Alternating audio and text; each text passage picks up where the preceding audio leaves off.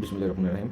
আজকে আপনাদেরকে দেখাবো শোল মাছ রান্না। আমি শোল মাছ রান্না করার জন্য ফুলকপি, টমেটো কেটে রেখেছি, সাথে কেটে রেখেছি কিছু পেঁয়াজ কুচি বাটা, রসুন কুচি আর আদা কুচি।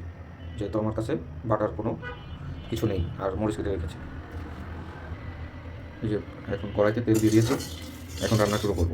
চলুন রান্না শুরু করা যাক। সম্পূর্ণ রান্না পেতে সাথে থাকুন।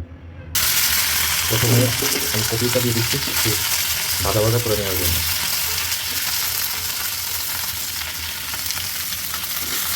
যেহেতু কপিটা কাঁচা অবস্থায় দিয়েছি,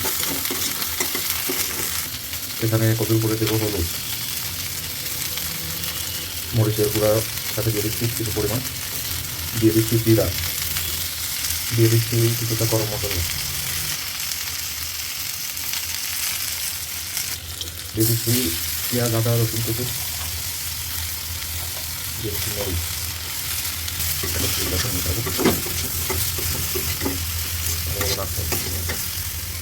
এখন দিয়ে দেবো কিছু পরিমাণ লবণ,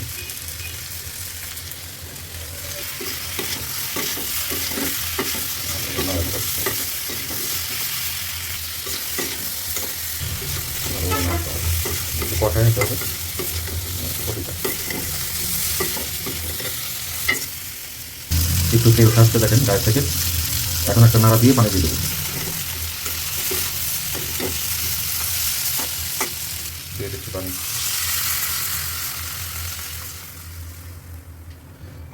পানি দিয়ে এখন একটা নাড়া দেবো যাতে কালারটা চলে আসবে। পানি দেওয়ার পরে যখন পলক আসবে তখন কিছু ধনিয়া পাতা চাইলে দিতে পারেন, তাতে মাছের যে একটা ফ্লেভার থাকে গায়ে ওইটা কখনো পাবেন না। এই জন্য আমি ধনিয়া পাতা অ্যাড করলাম। আপনারা চাইলে স্কিপ করতে পারেন। আমাদের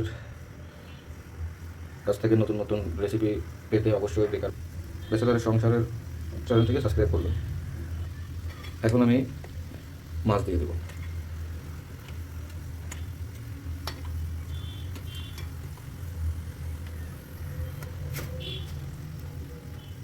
মাছ দেওয়া শেষ, এখন আমি টমেটোগুলো দিয়ে দেবো।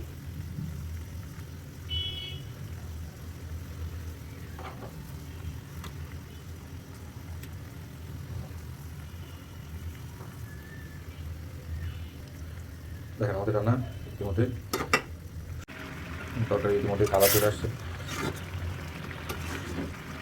এইভাবে আপনারা চাইলে ঘরে খুব সহজে রান্না করে নিতে পারেন। সাথে থাকার জন্য ধন্যবাদ।